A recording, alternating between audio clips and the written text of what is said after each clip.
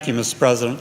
Mr. President, I rise today to discuss a really outrageous abuse of power on the part of members of this body, members of the House, Washington officials in general. While imposing Obamacare on everyone else, officials in Washington have largely exempted themselves from Obamacare's most inconvenient aspects.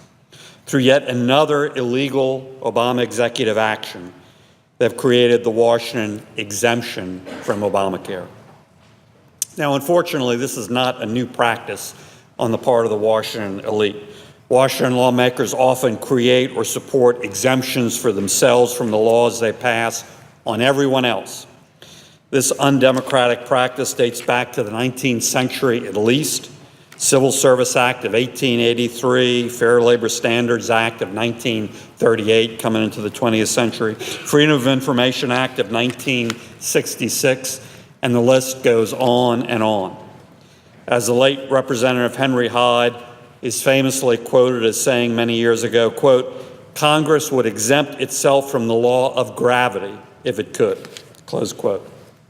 Well, that's sadly true, and this practice must end. I've always believed that the first rule of an American democracy should be that whatever Washington passes on America, it should have to live under itself. No special exemptions, no special subsidies, no special deals, no special treatment. This rule is important for two reasons. The first reason is basic fairness. Simply not fair for a select group of elites to live by a different and more beneficial set of rules than everyone else. And the second reason, perhaps even more importantly, is a key practical reason. And that is that when you make the chef eat his own cooking, it almost always gets better, and often in a hurry.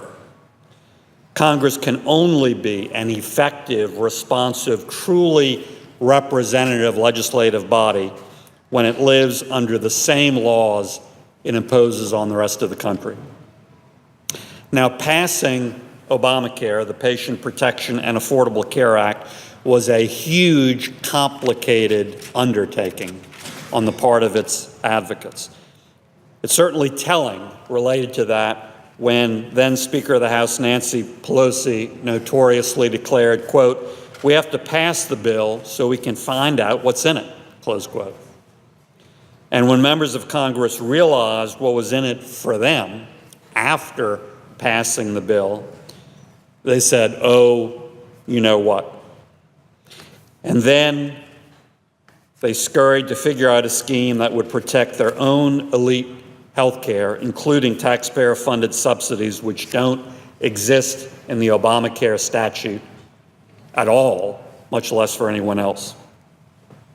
Of course, there were even more serious problems of the Obamacare statute for all Americans. When President Obama signed Obamacare into law in March of 2010, it consisted of poorly written language that imposed drastic and unwanted health insurance changes onto countless Americans. Despite the president's promise that Americans could keep their existing insurance, the law said otherwise. The cost of complying or failing to comply with Obamacare belied the president's false assurances otherwise. And the following months, insurers and employers and Americans realized this through the cancellation or non-renewals of insurance plans for millions of Americans. And so ultimately, millions of Americans, American workers, face burdens including losing their individual and employer-provided coverage, being forced into alternatives that involve paying higher premiums with unwanted or useless new coverage, and having to change doctors and healthcare providers against their will. Now, as I said earlier, simultaneous with all this, members of Congress started to realize what was in Obamacare for them. When they passed Obamacare, they had revoked Congress's own generous health care coverage and the monthly employer government premium contributions that went with it. Prior to Obamacare, members of Congress and their staff received health insurance coverage through the Federal Employees Health Benefits Program, or the FEHBP. Run by the Office of Personnel Management, it had served as the health care network for federal workers since 1959. In 2013 alone, FEHBP represented the country's largest employer-sponsored health insurance program, with costs approaching $32.4 billion in premiums for about 8 million enrollees. One of the benefits of FEHBP was the wide variety of health insurance policies that provided coverage for individuals and their family members. Even more important was how FEHBP provided a taxpayer-funded government contribution to each enrollee's monthly premium. In 2013 alone, the maximum FEHBP contribution averaged $413 a month, or almost $5,000 per year for individual coverage, and $920 a month, or over $10,000 a year for family coverage. An added bonus was that these taxpayer-funded contributions counted as tax-free income to employees. Now, this is certainly a great benefit for federal employees, and I absolutely believe that they should be treated fairly in return for the public service they provide.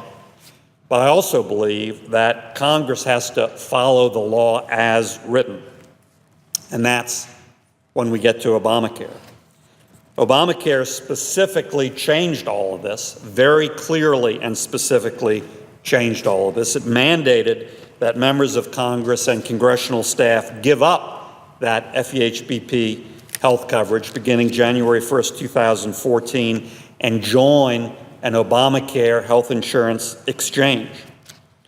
The relevant section of the act is crystal clear. It says, quote, "Notwithstanding any other provision of law after the effective date of this subtitle, the only health plans that the federal government may make available to members of Congress and congressional staff with respect to their service as a member of Congress or congressional staff shall be health plans that are created under this act and or amendment made by this act, or offered through an exchange established under this act, or an amendment made by this act," close quote.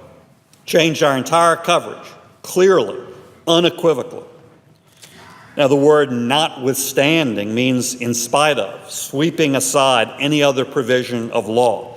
It definitively dictates that Section 1312 D3D takes precedent over any other conflicting provision in the bill or anywhere in the code. Some folks may not like that, but that is the law. That became the law clearly, unequivocally, when Obamacare was passed into law. Now, it didn't have to be exactly that way. For instance, Senator Chuck Grassley introduced an amendment during debate on the Obamacare bill that would have changed this final language regarding how Obamacare impacts Congress. The Grassley amendment clearly described which federal employees were subject to the law and must enroll on the new exchanges. That wasn't different. It included the president, the vice president, each member of Congress, each political appointee, and each congressional employee. But it also permitted federal employees to continue receiving the employer government contributions like those received under FEHBP.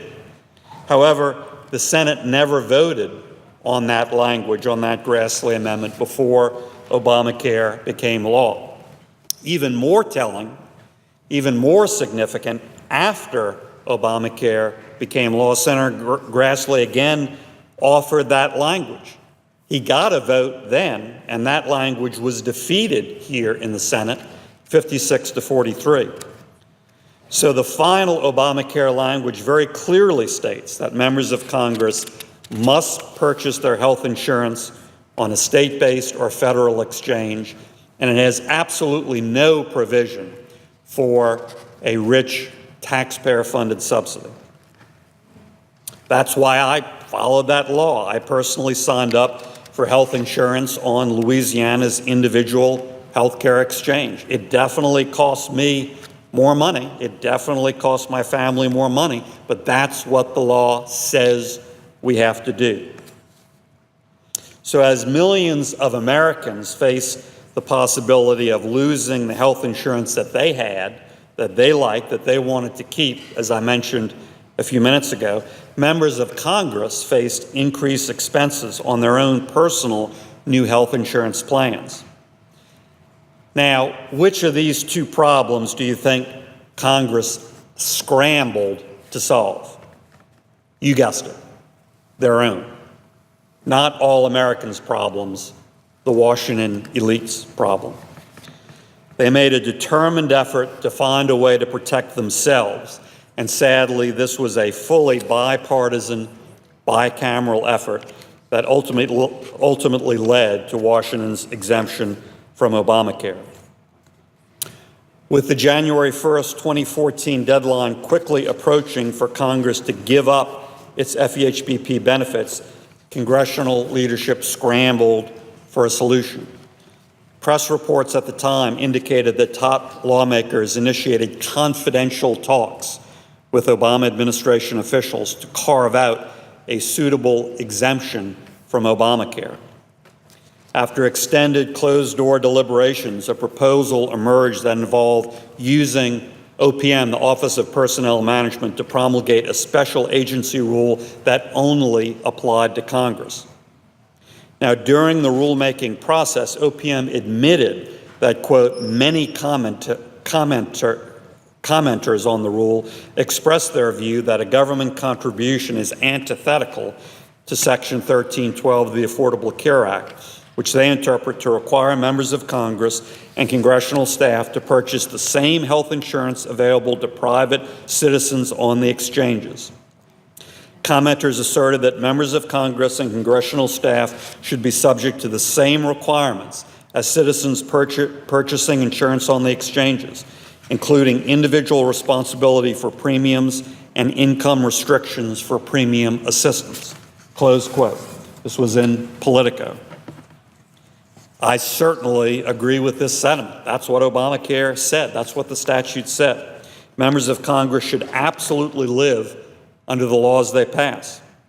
Unfortunately, though, under this cleverly hatched scheme, OPM disregarded these comments and moved forward with its insider rule.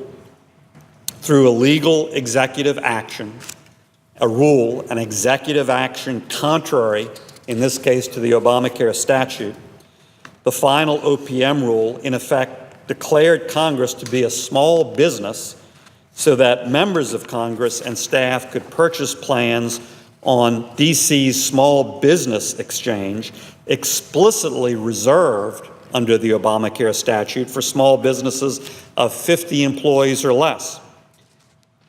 And this rule also permitted the Washington insiders to receive a generous employer contribution toward their premiums that is nowhere noted in the Obamacare statute. So OPM's final rule did two things. First, it allowed all members of Congress and staff to purchase insurance on this D.C. small business exchange created for small businesses, and in the D.C. case, clearly created for businesses 50 employees or less. And secondly, it made sure that the small employer contribution would be equal to Congress's previously acquired FEHBP contributions. With OPM's final rule, members of Congress and congressional staff would not have to pay that extra out-of-pocket, like so many millions on the Obamacare exchanges had to pay.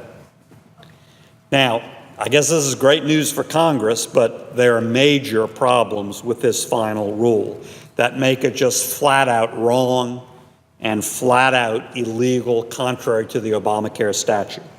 First, the first thing that makes it just flat out wrong is that it was specific to members of Congress and congressional staff, a solution for the Washington insiders when millions of Americans continued to suffer the serious negative consequences of Obamacare.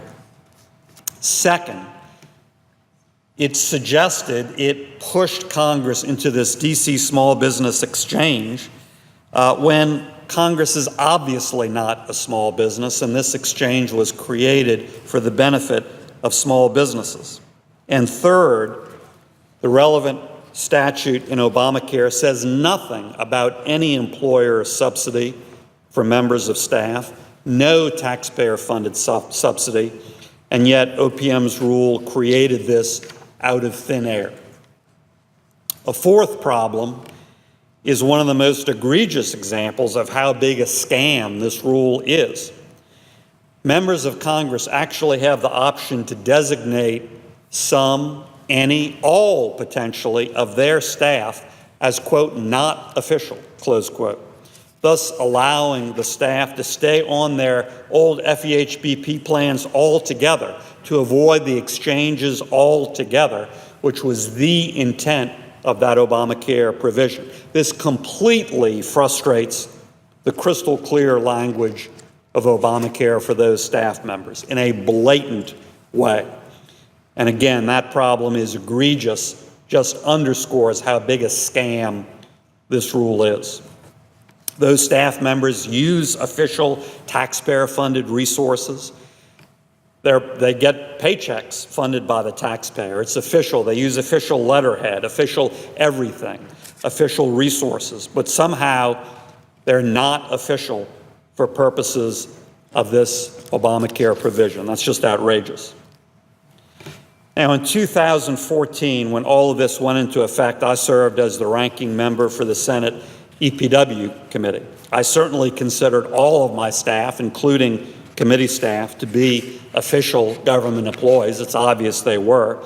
I made sure that they were all designated as official and had to go to the exchanges. And when I took over as chairman of the Small Business Committee last year, again, I absolutely did the right thing, designated my committee staff as well as my personal staff as official. They clearly are. Now let's go back to the OPM rule. In order for U.S. House and Senate members and staff to enroll in this D.C. small business exchange, the U.S. Senate and the U.S. House of Representatives had to submit online applications.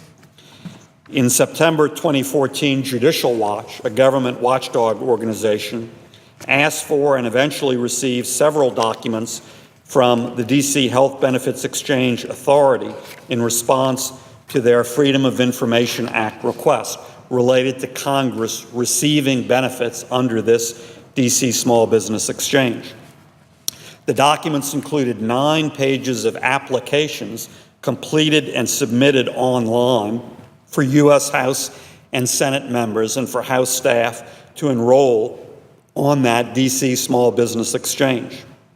Now, had the House and Senate completed the online applications with truthful information, they would have been automatically rejected on the computer by the D.C. Exchange software system based on employee size and other prohibitive factors. So what happened? Well, as you can see, what was submitted were blatantly false applications, applications with completely and blatantly false information. And we have an example from the U.S. Senate here. First, all the applications state that each legislative body, the House on the one hand, the Senate on the other, employed 45 full-time equivalent employees during the previous calendar year. So in order to get on this small business exchange, they were asked how many employees? United States House of Representatives, 45. The United States Senate, 45. Here's a number right here on the application. Blatantly, obviously, laughably false. Second, all 3 applications include blatantly false employee names and birth dates that were asked to be listed. And third, they falsified the category of the U.S. House of Representatives and the U.S. Senate. Both federal legislative bodies were entitled state or local government entities, again, to squeeze onto this small business exchange. It should be noted that the application submitted on behalf of the House on the one hand, the Senate on the other, contain these three identical misrepresentations. So these identical false statements are evidence of a carefully coordinated scheme. The two forms allege exactly the same erroneous number of full-time equivalent employees, 45, just under the maximum allowed of 50. They contain the exact same false employee name and birth date information. They use exactly the same false employer classification, state and local government. The coordinated effort shown on both applications likely originated from the same source, who either personally completed them or gave instructions to others on how to complete them. Now, knowingly filing false information on a government document is illegal. No legitimate private business would be able to get away with this. What Congress did to gain access to this D.C. small business exchange without facing serious penalties, serious adverse consequences. But maybe even more concerning than the information we see on these applications is the information we don't see. Because on the documents that Judicial Watch obtained, much of the information was redacted. It was blacked out. Redactions are a tool generally used to protect an individual's personal or confidential information. In this case, the redactions intentionally establish additional obstacles for those seeking transparency and accountability regarding Congress's action. In other words, they just hide exactly who was responsible for submitting these blatantly false applications. The redacted applications are really a startling illustration of the extent to which Congress is willing to go in order to protect itself and its special perks and privileges. Now, as chairman of the Small Business Committee, I'm authorized to investigate, quote, all problems of American small business enterprises, close quote. And for a large entity like Congress to improperly take advantage of systems in place that are meant for small businesses, that's really doubly insulting and within our jurisdiction. So on February 3rd, 2015, I sent a letter to officials in the House of Representatives, in the Senate, and the D.C. Exchange Authority requesting information that included copies of the 9 pages of the applications we talked about, unredacted. All the information, nothing blacked out. The Chief Administrator Officer for the House of Representatives declined to respond based on the claim that the Senate Small Business Committee lacked jurisdiction to investigate the, quote, internal operations of the House of Representatives, close quote. The clerk of the Senate Dispersing Office recited a background of the OPM rule and nothing more. In other words, just stonewalled. And finally, the D.C. Health Benefits Exchange Authority refused to comply on the grounds that a pending lawsuit filed by Judicial Watch prevented it from doing so. In March 2015, officials from that authority agreed to meet with my committee staff to discuss producing the 9 pages of applications in their original unredacted form. But at the meeting, these officials flatly refused to produce this, citing new privacy concerns. Follow-up correspondence with all 3 entities again yielded non-responses, basically more stonewalling. During this time, I also sent 3 letters to then OPM Director Catherine Archuleta requesting all communications between OPM and members of Congress or officials at the White House regarding the final OPM rule. OPM failed to provide any of that information. The only viable option I could see to move forward with my investigation was compulsory means through the issuance of a subpoena to the D.C. Health Benefits Exchange Authority to get the 9 pages of application in their original form unredacted without protecting those responsible. Now, in order to issue a subpoena, committee rules dictated that as chairman I would need either the consent of the committee's ranking Democratic member or the approval of a majority of the committee members, which would be 10 members. On April 23, 2015, I convened a committee business meeting that included deliberation and a vote on issuing that subpoena.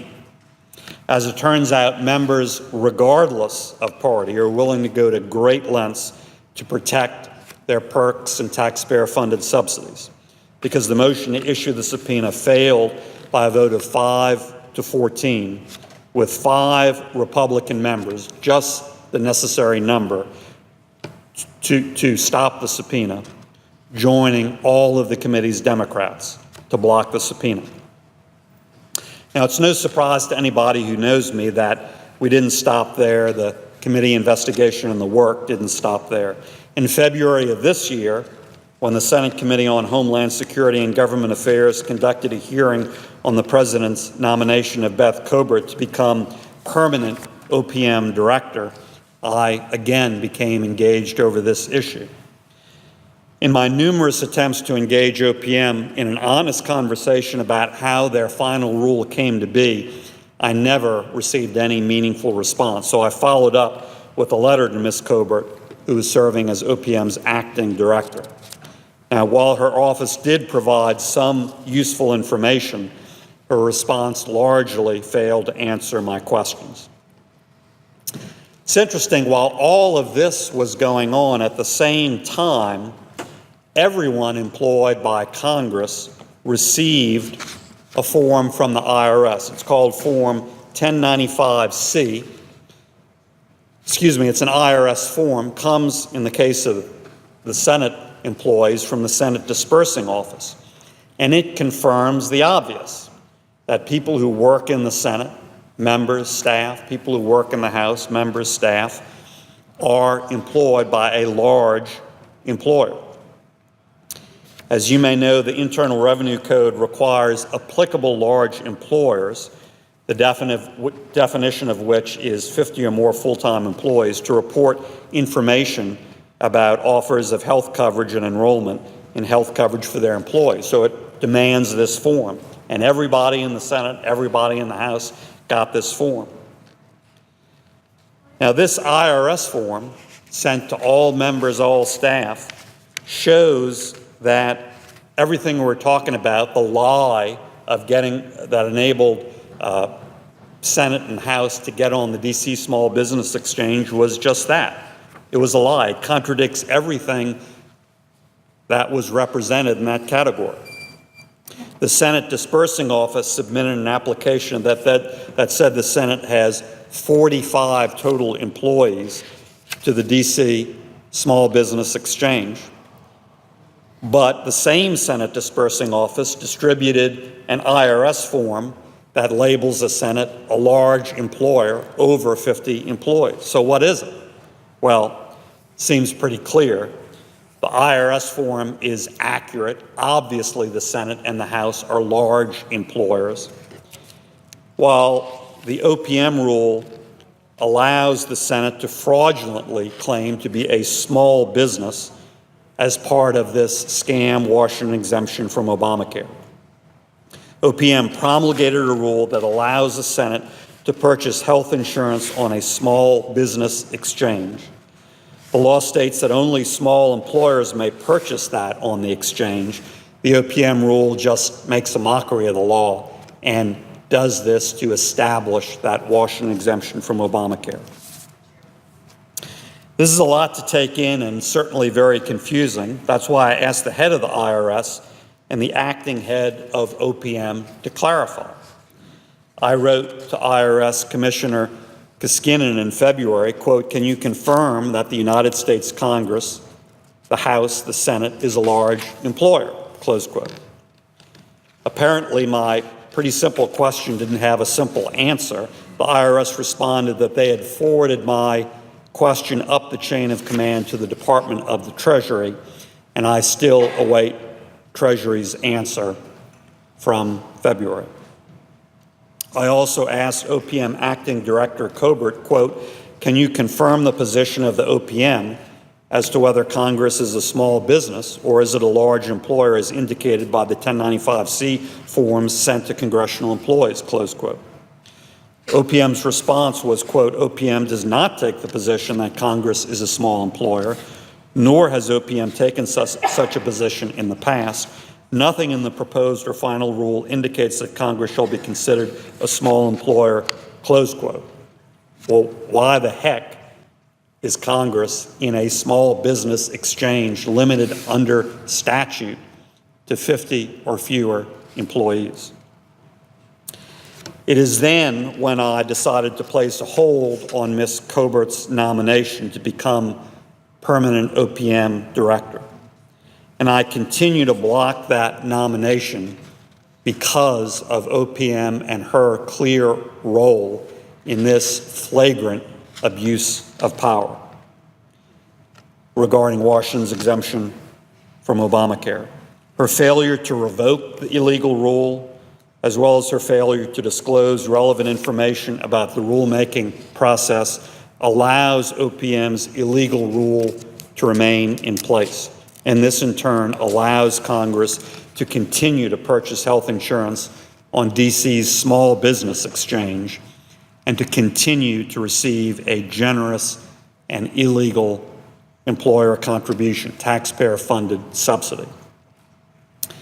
My objective today remains what it has been for the last several years, and that's to flat out end Washington's exemption from Obamacare. And so I won't lift my hold on this nomination until we do that, until my colleagues have joined me in following the law, until OPM overturns its illegal rule, something of that sort. Yes, it's more expensive to purchase my health insurance on the exchange in Louisiana, but that's what the law dictates. I don't believe this body will find the overall fix to Obamacare until it truly has to live under Obamacare. And that starts with no special Washington exemption from Obamacare, no special deal, special rule, special subsidy for Congress. I don't particularly care if we fix this administratively or legislatively. I've certainly offered several legislative solutions in the past, but my colleagues seem to be intent on protecting their special perk and status. Now, if not for themselves, many say at least for their valued staff. On that point, I'm willing to compromise. Every time a member of Congress objects to my past proposals, they always talk about staff. We all value staff. I get that. Certainly, I agree with that sentiment. So I'm willing to take staff out of it. That's a distraction to this debate. And I'm going to offer members to take ownership and eat their own cooking, live by the Obamacare statute, be treated as millions of other Americans are, go to the Obamacare exchanges with no special exemption, no special subsidy, no special deal, no special rule. We could start today, and by holding Congress accountable, I'd accept that important victory and certainly release my hold on Ms. Cobert's nomination. And with that end in mind, Mr. President, I have here a new bill focused on members of Congress, the President, and the Vice President to end their special exemption from Obamacare. And I will be formally introducing this legislation tonight. It's simply wrong for Washington insiders to carve out loopholes for themselves in order to avoid living under the laws Congress passes on the rest of America. This new bill, again, will cover members of Congress, the President, the Vice President, not staff. We should do that as a minimum first step to live under the laws Congress passes on the rest of the country and live under the Obamacare statute as it exists today. Now is the time for action, so I urge my colleagues to join me in taking this first step toward restoring the public's confidence in this body and the impartial rule of law. It's time to end the scam that is Washington's exemption from Obamacare. Thank you, Mr. President. I yield the floor.